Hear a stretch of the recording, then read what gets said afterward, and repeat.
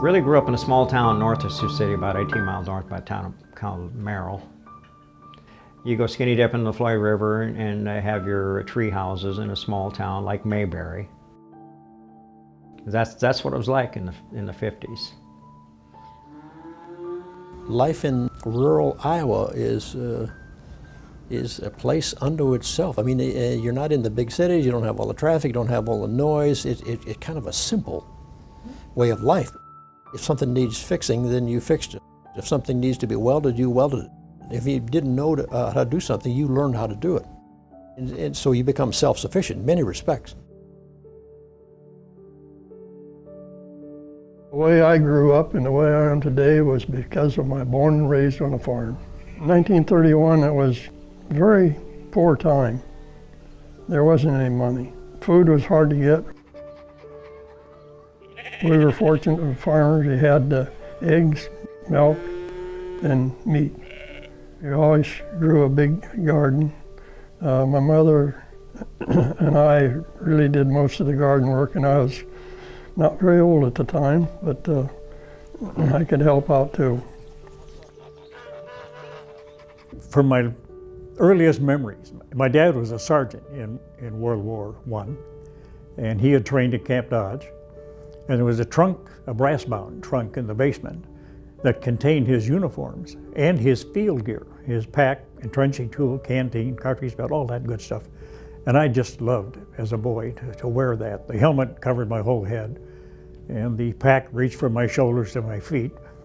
But I loved being a soldier, and to this day, I love soldiering.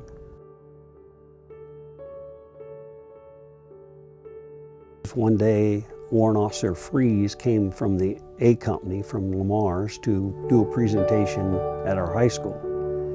And at that time, I was a sophomore.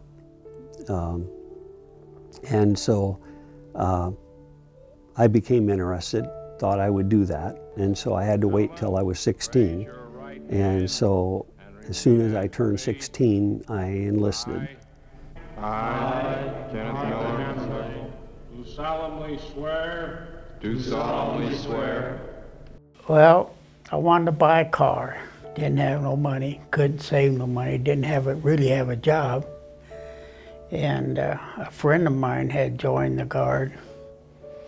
And so I went down there one day with him and stuff, and we started talking about me joining. Went and talked to the AST that was on duty at that time. I told him I was 17. So he said, well, if your folks sign the paper, then we can take you in. And I was only actually 16, so.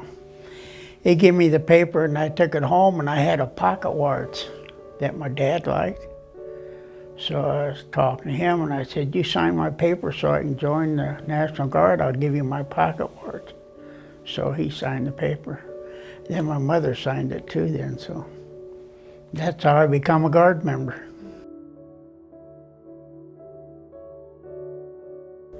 You knew you were going to get drafted, just a matter of when. So I had made a decision that whoever the first recruiter calls me, they get me. So I get a call from the Army National Guard. They sent a car out the house and picked me up, took me down to the armory. They asked me if I wanted to be a tank driver or a chaplain's assistant. And I said, I want to drive a tank. So I wouldn't get drafted and sent to Vietnam. That's why I originally joined the National Guard. Well, I can remember on the news, there was always pictures every night. There'd be something on the news about Vietnam. That it's on a main infiltration route into the South. Really didn't understand what was going on until we got there. This is a CBS News special report. I've always thought that I would join the military.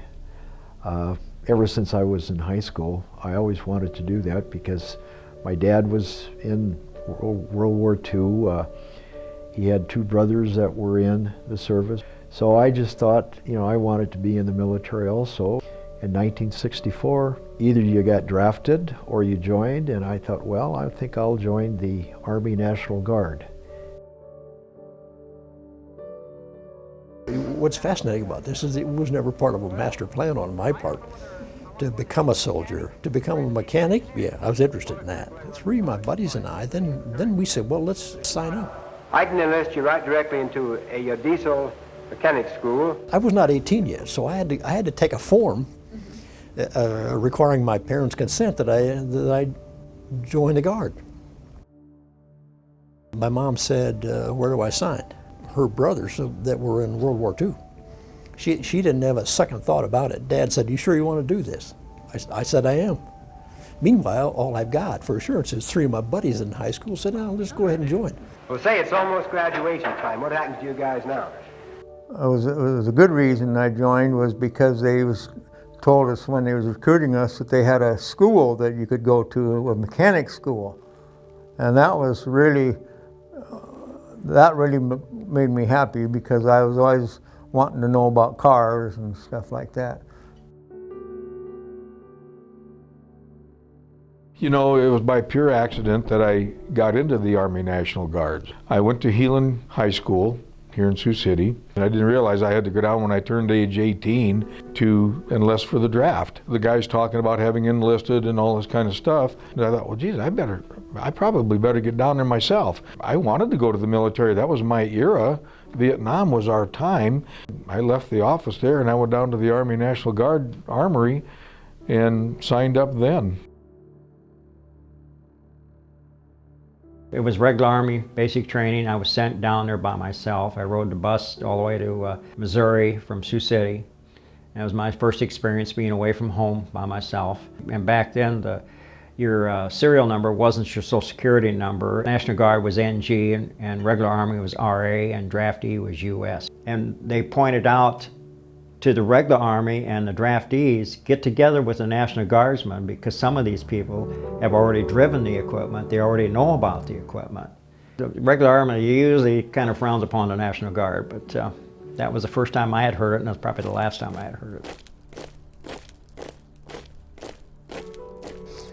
it. The Guard was in a situation where it was not fully staffed. We were what they would refer to as cadre staffed, and so that was at about 55% strength. The whole concept was to have the officers and the NCOs in a corps so that if we were mobilized that they could bring in the privates and stuff and put them into the squads and fill it up.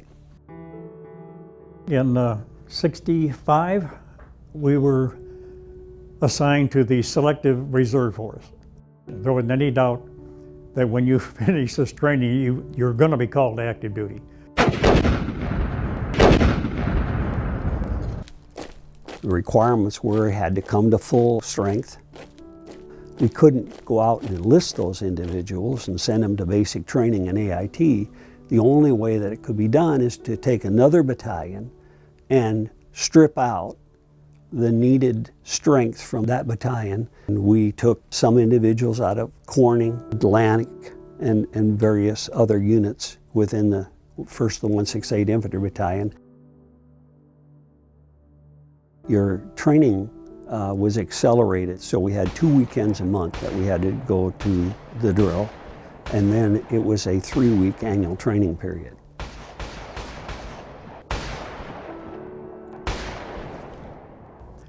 But there were other drills wedged in there to prepare for the weekend drill. We had to have all our weapon qualifications done, and so we had to go to Fort Riley, Kansas, to fire crew-served weapons. And so we had to have support people come in on Thursday or Friday to buy the food to take to Fort Riley. We were National Guarding continually, all week long, 2 weekends a month. And for many people, it was 4 weekends a month. And it was just a hectic period. There was a map of Vietnam in the armory, in our platoon room, and underneath it said, "Don't laugh, you may be there someday." This was in 1966, and it came true in 1968. So we're going down the road, you know, doing our job, and one day the media came through the front door and said, "We understand you've been mobilized." And we said, "We haven't heard anything about it." And so Major Burkhead got on the phone and called the Adjutant General and said, "Is there anything we should know? Because they're telling us we've been mobilized." And they said, "Well, there's nothing we can tell you at this point in time." And so we kind of hung in balance for a couple of hours, and then at 1 o'clock in the afternoon they called us and said, "Well, we couldn't say anything before, but officially you're mobilized."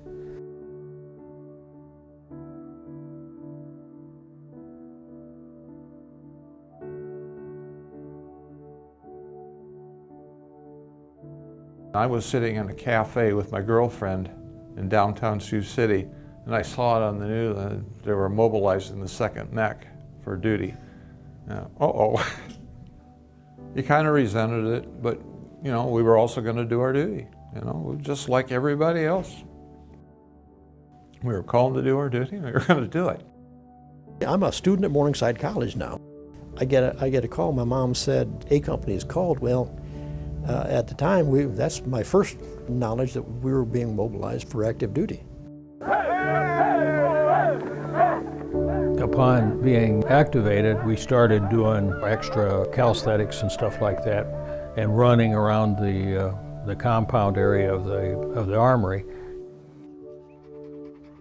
They came from Sheldon and Cherokee, Ida Grove, Mapleton, Lamar's. But it took close to 100 out of each one of those communities. And in the smaller towns, that really hurts, especially on the farm.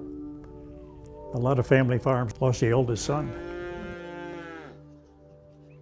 However, when we were mobilized, we suffered a disastrous loss of personnel. And they said in April, if your discharge is before the beginning of the new year, you may get out now. We were just absolutely stunned. But we lost 31 key NCOs. And suddenly guys who were team leaders became platoon sergeants. That's a big jump from managing 4 people to 40. The way I understood it, if you had more than 6 months, you could be sent to Vietnam. If you had less than 6 months, you wouldn't go. I had 6 months and 14 days, but I was kind of happy I was going because I wanted to go over there. How can you not participate in a war if it's during your time, you know? And a few others volunteered to go then. I had a station wagon and I had stuff clear up to the front seat. Well, I had my records there, and she took them down and looked at them. And she opened them up, looked, and the first paper was saying I volunteered for duty in Southeast Asia. So that's when the war started. Well, I talked a little bit to start with, but didn't do no good. Then I didn't talk the rest of the way home. I just listened, you know. There were 13 of us that were not branch qualified. And we were all infantry guys, and so we were basically told, you're going to Fort Benning. Said, now you can agree to go to Fort Benning right now, or you can wait and be mobilized on 13 May of 1968 and then go anywhere in the Army. And we said, you know the answer to that. We're going together. So he said, okay, the plan is you report to Fort Benning in 3 days. So 13 of us just literally stopped what we were doing and headed to Columbus, Georgia. Well, what a humongous task that was, because 913 people in the battalion, big battalion. We had to process all the records and do all of those things that you have to do to get the unit ready for deployment. Shots and everything. And then came the movement order. Send your tracks by train, drive your wheeled vehicles, and the people will go by air, by chartered air. I went down to the rail yard to check on the loading of our track vehicles. I was talking with one of the railroad guys, and he said, we're going to need the keys to your vehicles, the padlock that locks the hatch on top. And I said, well, we've got the keys, and we'll see you at Fort Carson, and we'll unlock the vehicles when you get there. And he said, these vehicles aren't going to Fort Carson. And I said, they're what? He said, no, my train orders are to send these to Fort Hood, Texas. So we ran to the armory and checked at higher headquarters. They said, that's true. Your vehicles are going to Texas, and you are going to Fort Carson.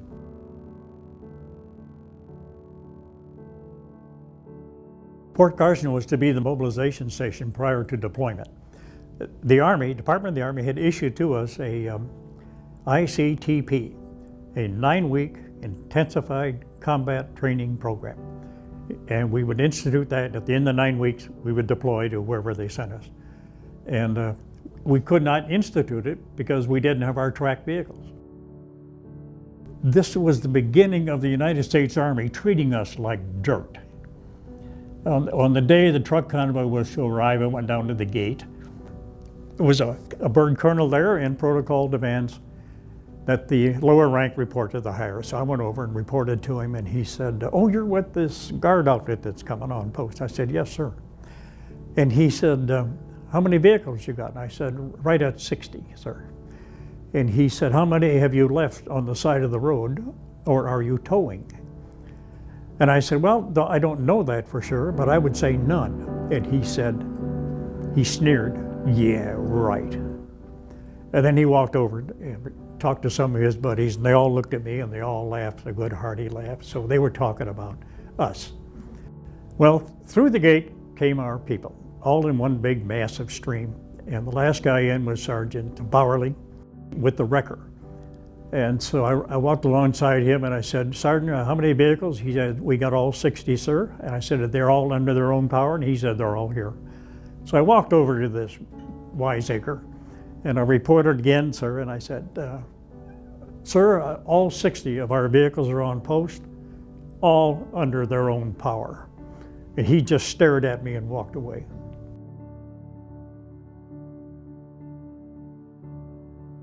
So we arrived at Carson and began our training. And one day we heard that they were bringing a bunch of armored personnel carrier shells back from Europe, and that they were going to be used as targets on their artillery ranges. And so when they arrived, they said, your tracks are here. It was trash. It was junk. It was worn out, it was broken. But being, mechanically minded and hardworking, our maintenance people at Fort Carson made that stuff operational. So we ordered new tracks, the pads, the links, and the pins. And Fort Carson said, no, those vehicles have exceeded their life. Therefore, you can't put new tracks on these old vehicles. Catch-22. So we ordered parts, and our soldiers, night after night, would sit in the motor pool and put tracks together to put on these beat-up, broken-down vehicles. When you get farmers, they're acquainted with machinery and stuff like that, and they pretty well know what to do and take over. Squeeze off around, very good. Then we got the ultimate insult when Fort Carson said, you guys are not qualified to carry guns. And we said, for God's sake, everybody in this battalion has been to basic training in AIT at a regular Army post, and their records so reflect. During this class, we're going to use the coach and pupil method. And the Fort Carson said, you are going to have to start over with, this is a gun. And the bullet goes in here and it comes out here. When you learn the correct firing technique and the position, you'll be able to direct good fire, well-aimed fire in a combat situation. And what they were doing was they were accusing us of falsifying the records of 873 people. Once we then could start going out and training with the tracks, everybody was familiar with the track vehicles and how we ran operations out of them. We would load up the troops and move them with the tracks up until where they were deployed. And then you'd leave the tracks and go on foot.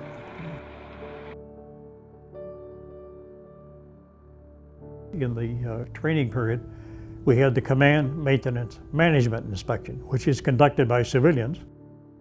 They come into your unit with a vengeance. What they check is, if you're short this, is it on requisition? I want to see the requisition. They check everything minutely. We got the highest score ever recorded at Fort Carson with the junk they gave us. 5th Mech came down to us and said, would you be willing to come and instruct the rest of the active component brigades on how you prepare for the mate inspection? And so we did that. And I think at that point in time, the active component began to appreciate the capabilities of the Guard. Company B, commanded by Bud Amundsen, was the first company to go through the company test. It was umpired by a lieutenant colonel from regular Army. The first night, B Company was doing a night withdrawal, and Bud withdrew his company with blackout drive or no light whatsoever. And when they left to occupy a new position some miles away, I was with the lieutenant colonel umpire, and I said, what do you think of the unit so far, sir? He said, well, we're not quite done yet. And he called his umpires, and he said, walk the platoon positions, use your flashlights, and let me know how many people they left behind and how much equipment. And so we just sat there, and I'm praying. And time passed, and pretty soon each of the umpires reported in and said, nothing, nothing, nothing, nothing. So then he said, Major Lally, about your question. He said, I commanded a platoon in World War II, a company in Korea, and a battalion in Vietnam. And this is the finest rifle company I ever saw. What a compliment. And the other two companies followed in turn.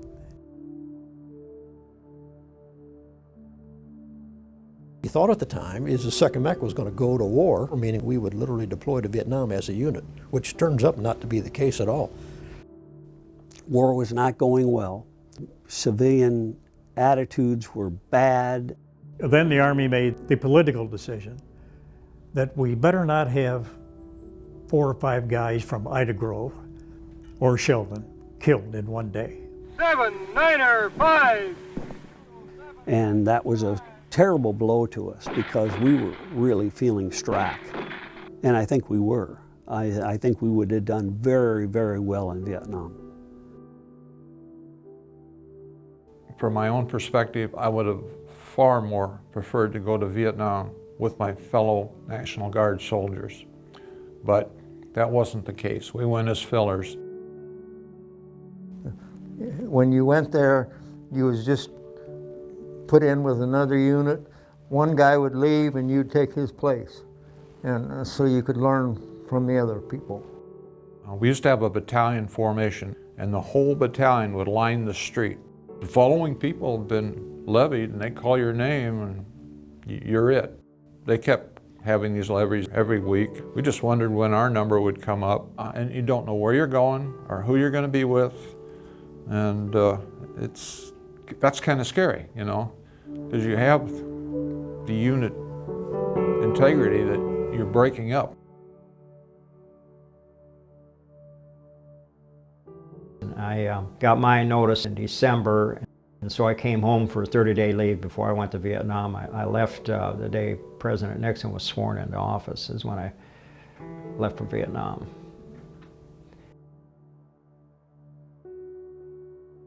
My dad was in the military in World War II, and he was in the Battle of the Bulge.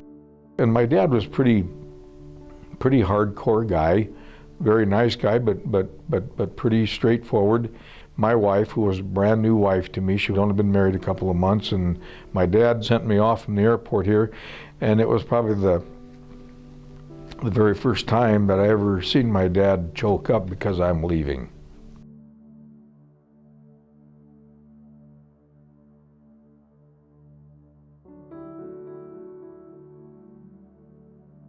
When when we touched down, that base come under attack.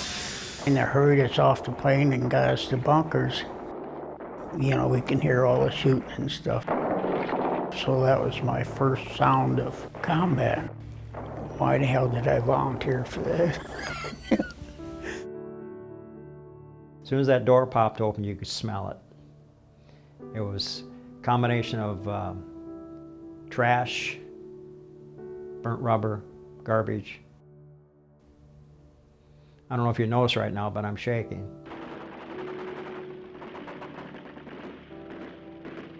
After you're there for a while, of course, you get accustomed to the smell and you don't smell anything anymore. But it was extremely hot and it had terrible odor. Burning human waste with diesel fuel is not the most pleasant smell in the world. And everywhere you went, that's the way they handled things. We get off the plane, and we're still together now, and we're being processed through Benoit and going through all the routines, the orientations, and then the orders start to come in. Lala, you're going here. Gunderson, you're going here. Whatever that distribution might be, and the first thing you know, we're going different directions. And at that moment, you're all your own. You were by yourself.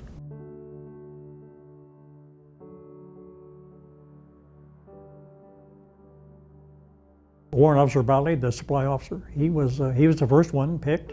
He reported to a helicopter company, and the major told him, Mr. Barley, the supply situation in this unit is completely out of control. Well, Barley being Barley, I mean, he was a very outspoken person. He had that mess straightened out in one heck of a hurry. Well, the company commander was so impressed that he said, are there any more like you? And Barley said, oh yes. He said, there's a whole bunch of them, here are their names. And this major said, I'll pick them up. And he did. My thought was, I'm not going to tell anybody I'm a National Guardsman. I was billeted with a bunch of second lieutenants, crying about the fact that they had to go to Vietnam. I called them a sorry bunch of wimps. I told them I'm a National Guardsman, and I said, I'm a better soldier than you'll ever be. 3 or 4 days later, I got orders to report to Group Commander, the Transportation Group up north. I went into his office and saluted and said, Sir, Warrant Officer John H. Grody, I'm an Iowa Army National Guardsman.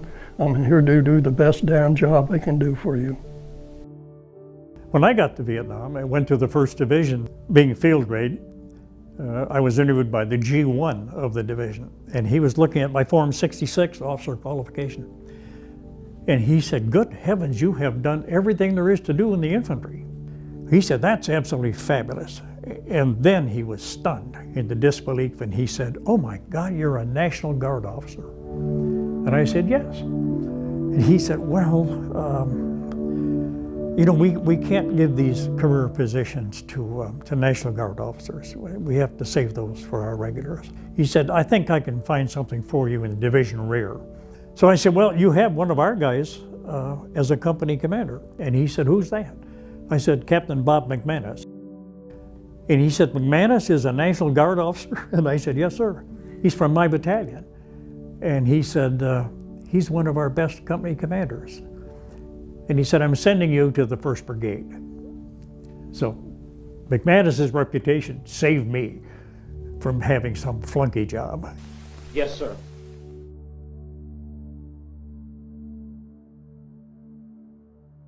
When I got over there, I became part of the 101st Airborne. And I did not know for sure what I was getting into, but it seemed to go all right. I was an infantry platoon sergeant. I had 42 guys with me in the infantry. So here I am. I've left Benoit. I'm in the 25th Division at Cu Chi.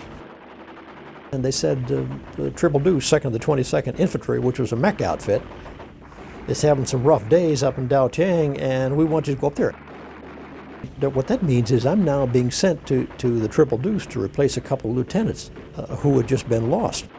The reason I was assigned to the mech outfit in the first place is because of my mech experience in the Guard.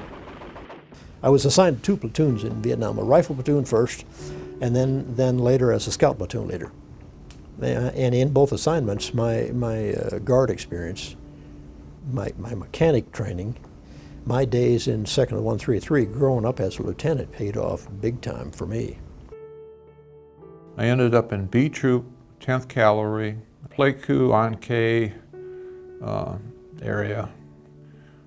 I was on a 113 personnel carrier. We had a 50 caliber on the turret and a 60 on each side with a shield. The floor was lined with ammunition. I mean, between 50 cal and M60 ammo, we were loaded for bear. We looked for Charlie.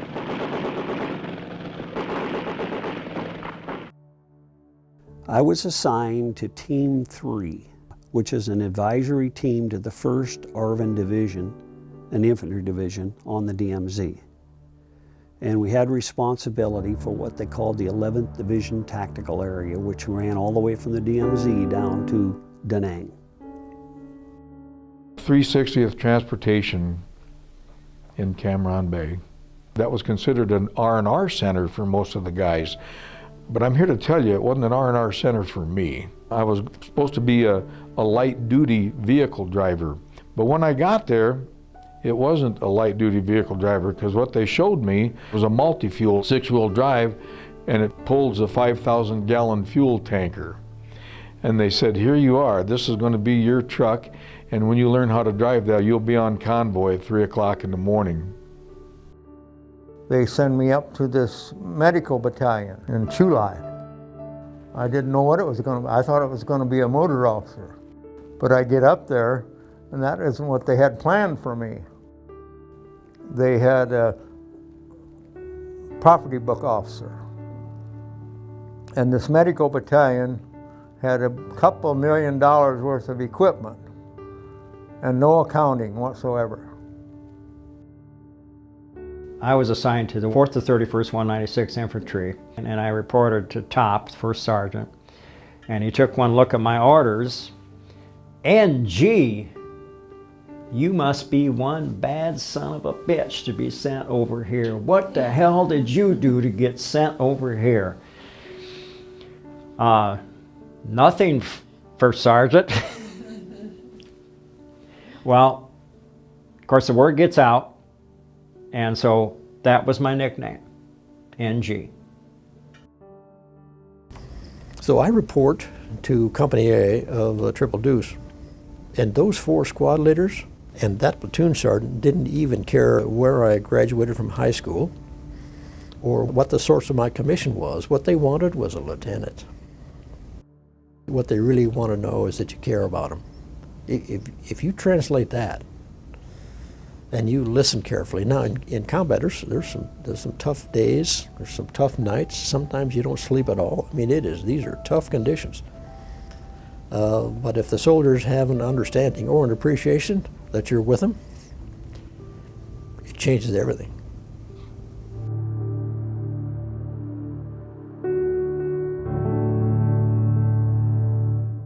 We operated out of a fire base called Fort Buffalo.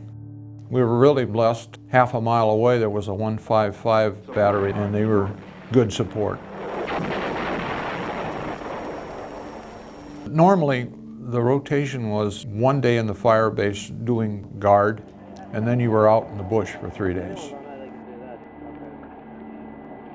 You'd be in a group of 3 113s in a tank or 3 113s in the mortar carrier, and you go out and set up a small perimeter.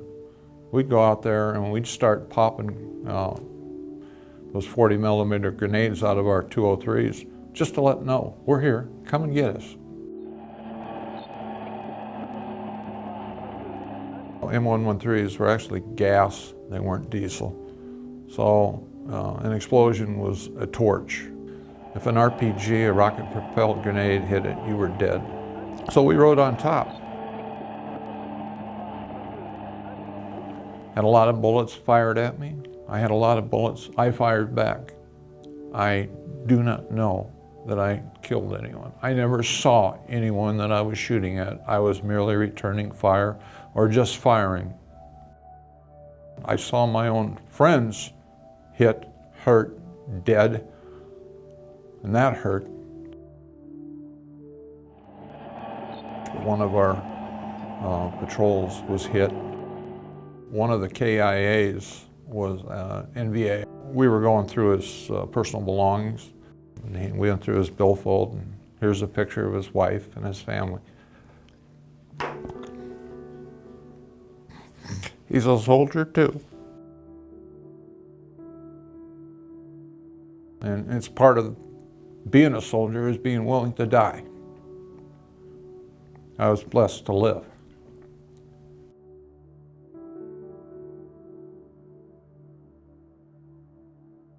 I was basic on LZ Baldy.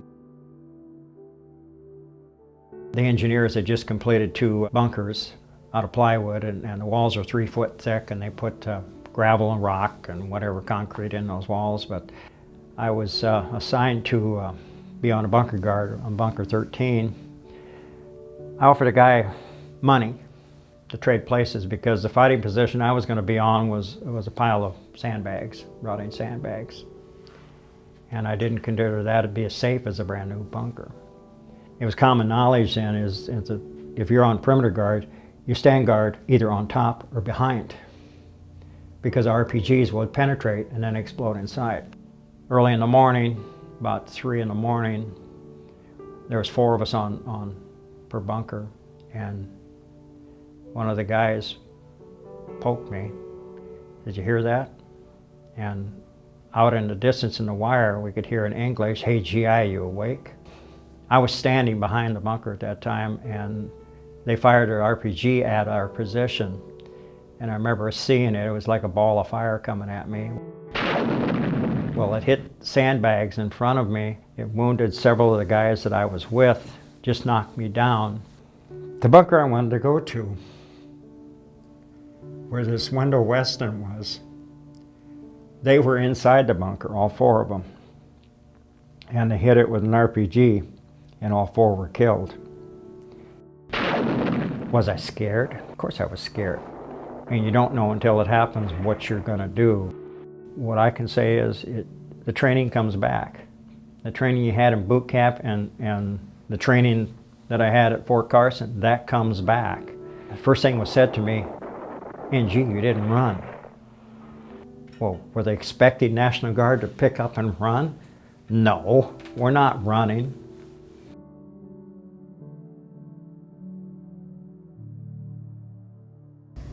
There's nothing like the stress of combat. Nothing in the world like the stress of combat.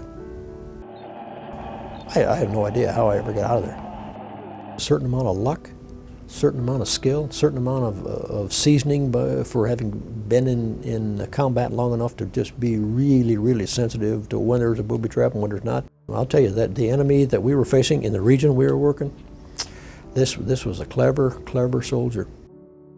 They would slip a mine or a series of mines into places, and they were hard to detect because of the way they covered and concealed these things. One day, I think, I quit counting. One day we had 90-some booby traps.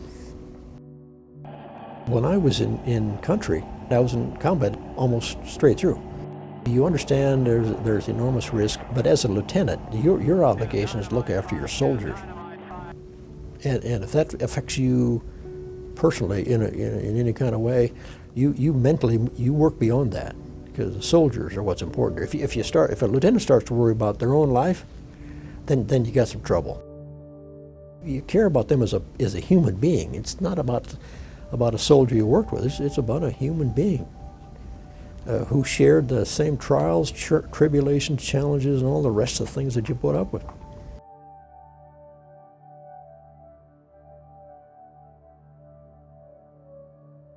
I was in the Assault Valley all the time, and it's so thick with vegetation.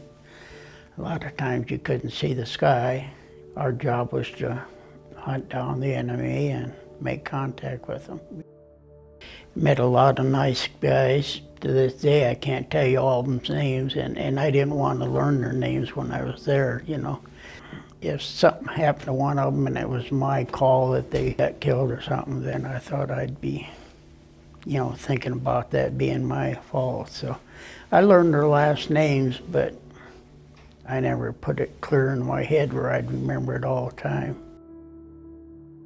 We'd get up just before daylight. I'd go around to all the positions, make sure everybody was up, and we'd stay alert for about an hour, then the sun come up. Then we'd eat breakfast, we'd pack up, and we'd start walking again.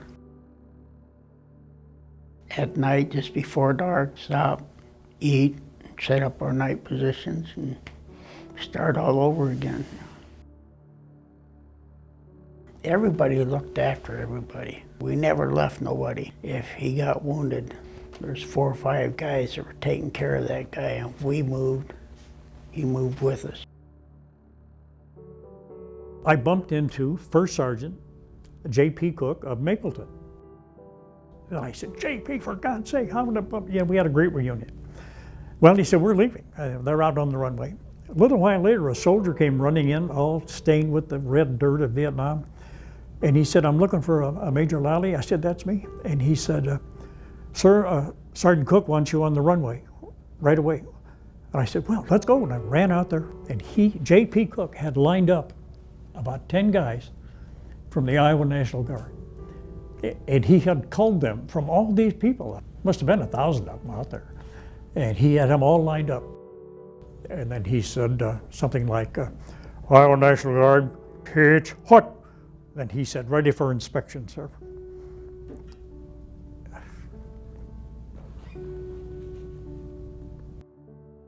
And so I trooped the line.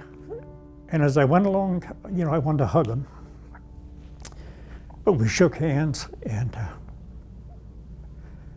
when I got towards the end, I was going faster and faster because I knew I was breaking, just like I'm breaking now. It was just marvelous. But it's a great moment. I treasure it.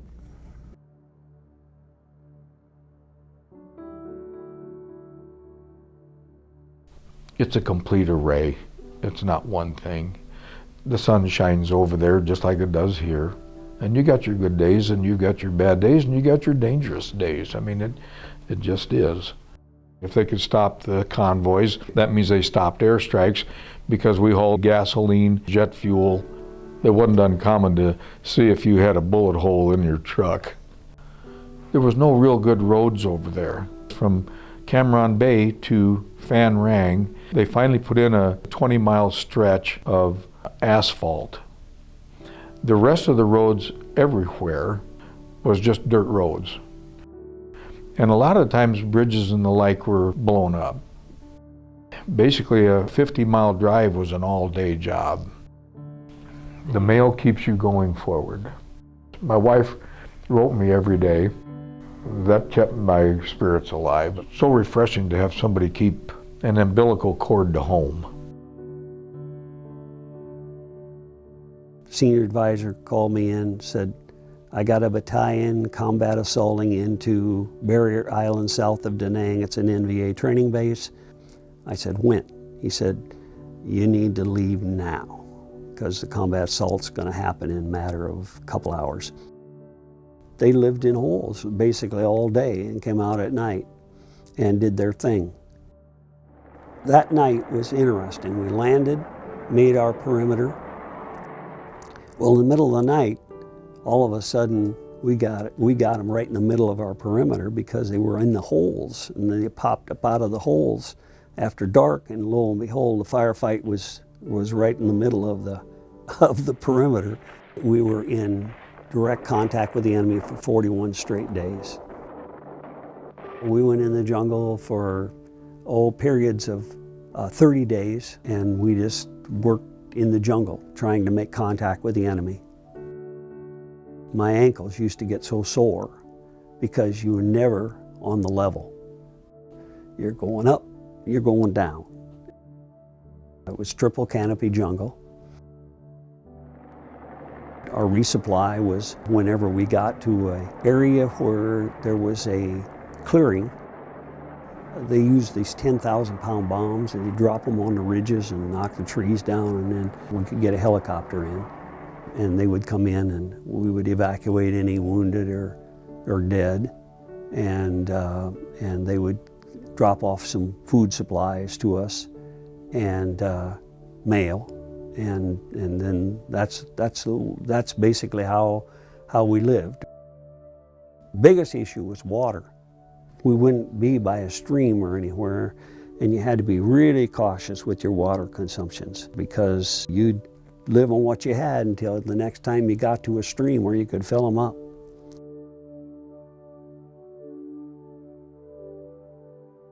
When we were moving, we would move and then we would stop in the evening and we would set up our bivouac site.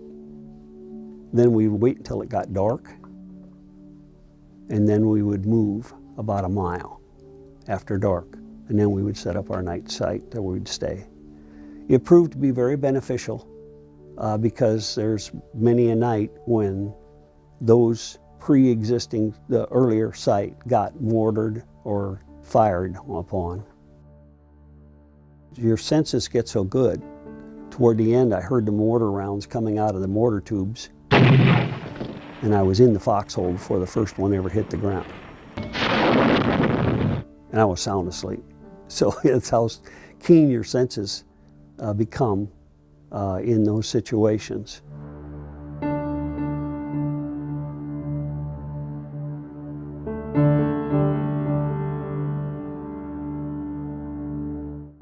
My fellow Americans, not long ago I received a letter from a woman in the Midwest. President Johnson at the time said we're gonna cut short these National Guard tours, and then so those of us who were in Vietnam might have had a couple of months to go on a year tour. By then we went home early. I get orders one day, it says, "Happy Thanksgiving, you're going home." When I got back in to Cameron Bay, I got my truck and trailer and everything all lined up to be refueled so we could take back off again. Here comes the first sergeant, picks me up at my truck. He says, "Jump in." So I jump in, we head back. He says, "Grab what you can because you're going home." I says, "Really?" Each day, more and more second mechers come into the post. When the airplane was full, it was all second mech. I think every damn seat was second mech person. They fly us back to the United States, and that was really something because as soon as the plane, you could feel the wheels leave the ground. I mean, it was just a joyous cry of relief. We flew from Cameron Bay to Tokyo, and I can still remember as we're circling the airport, it was back to the world. The flight from Colorado Springs via Denver to Sioux City was just filled with guys coming home. And the family, of course, was at the airport. I had 2 girls at home, and that's what I wanted to see. When I got off the plane and started walking out and I seen them, that was my happy time. Got home, and it was just after Thanksgiving, and it was so good to be home. Hell no, we won't go! Hell no, we won't go! Hell no, we won't go! I wasn't sure that we should be there, but I did the best job I could because my government sent me there. So that was my responsibility to them, to do the best I could. And I was very disappointed when I got back and found out that Vietnam returnees were being treated by the American population.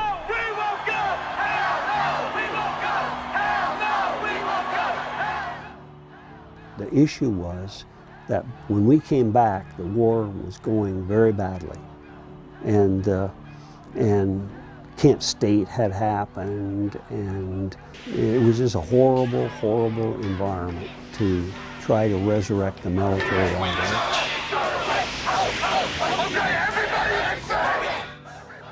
there. It really hurts my heart, to see, and remember people back during that time, how they dishonored the military uniform by spitting at soldiers. But back in the 60s and 70s, to wear the uniform, sometimes you just had to be a little careful about doing that because you could be you know, accosted or assaulted. When you're in the airport, especially from where we came, you're not welcomed home as a hero's welcome at all. Harassment here isn't going to be anything like where I just came from. So it don't make any difference.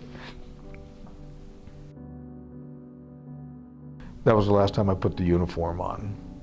I've never had it on again. Not that I think it was bad, it's just that I never had anything, I never had any of my medals, I never got anything. I didn't want anything. I'm home. I got the highest rank there is, civilian. I was kind of happy to leave, but the only thing that crossed my mind is all the guys that were there, you know.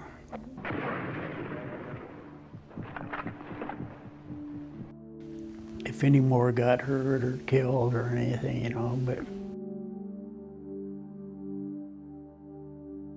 And then after that, the war kind of just slowly quit, you know.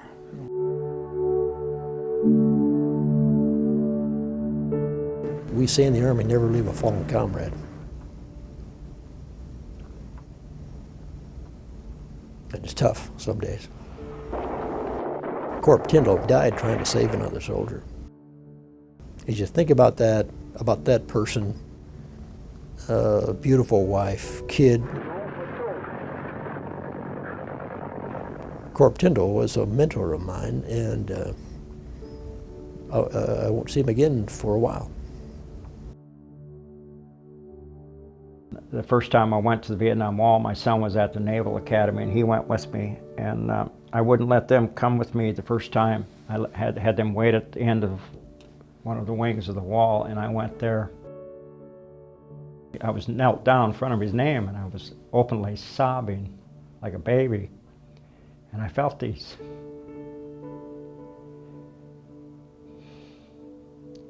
hands on my shoulder. It was other Vietnam vets.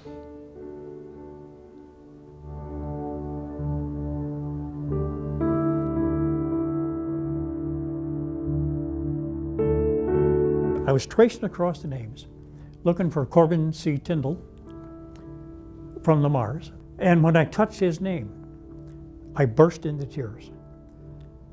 And I stood there, helpless, absolutely out of control, tears streaming down my face. I couldn't believe this happened to me. And I moved on to the next one, Ron Buchanan, from Sioux City. And I just cried and cried and went through all the rest of them.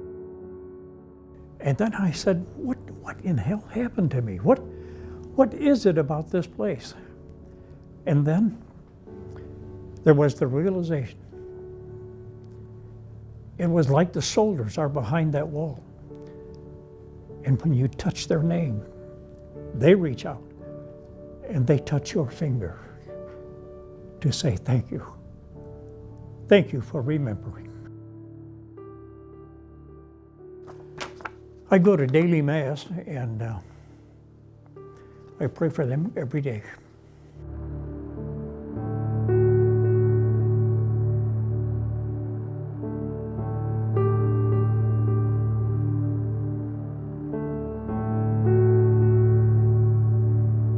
The quality of the soldiers who we shared duty with, unlike any other, it's a special group of people. So I'm proud to be a part of that. I could go down a list of soldiers in the 2nd Mech, leaders in the 2nd Mech. These are the people that set aside a piece of their life to help me. With almost 43 years in uniform, what I dedicated myself to doing as I moved through the ranks is helping people like others help me. So you become a family even though you're not a biological family. So you care about one another. In the infantry, fighting positions need to be mutually supporting. What are you doing? You're looking after your buddy. And so there's an unusual relationship, the bond you ask about, in terms of is anyone in the military. And it's a bond that can only be understood and perhaps fully appreciated when you're there. You know, don't tell these guys that, but I love these guys. They are special, very special. Do solemnly swear. You know, you take that oath when you're sworn in, you're never sworn out. I will support and defend the Constitution of the United States. Anybody that's served in the military, and I don't care if it's National Guard or Air Guard or regular service, each one of us is given a job, and you do your job to the best of your ability, and you should be honored for that service. And it's unfortunately the American public doesn't do that.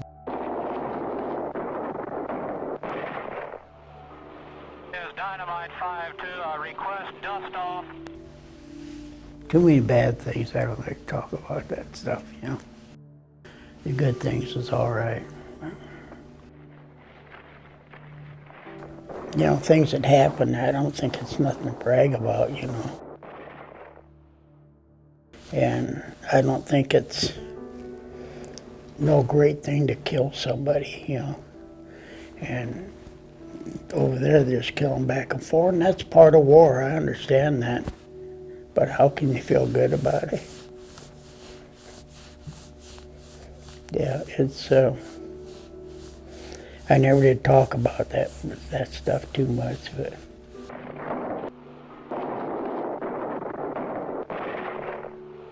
May 12th, I can't forget that. I can't forget that because, and not only because David Leffler was killed on the same LZ at the same time, but a guy I wanted to switch places with and offered him money to switch places died instead of me.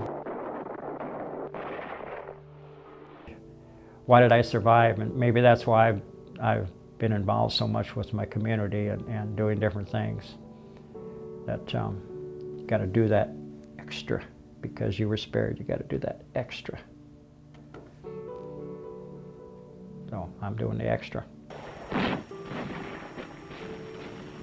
But it is a possibility that there was some other instances that I was involved in where I don't want to remember.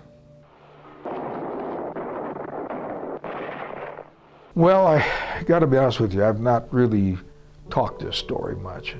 Not that I'm trying to be Rambo or any of that, I just didn't think it was needed to be brought up. Then all of a sudden you get to be, you know, 45, 50 years later, I'm fortunate in that I'm able to dismiss a lot of things in my mind. So to say I lived my life thinking about all that, I didn't. I was able to put it away. And I think that was a blessing that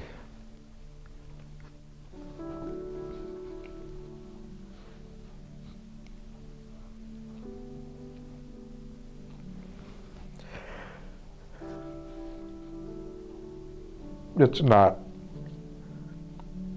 not something you want to dwell on. Or for me, I don't. Guys like war stories, I guess. I don't know if they do. I don't. So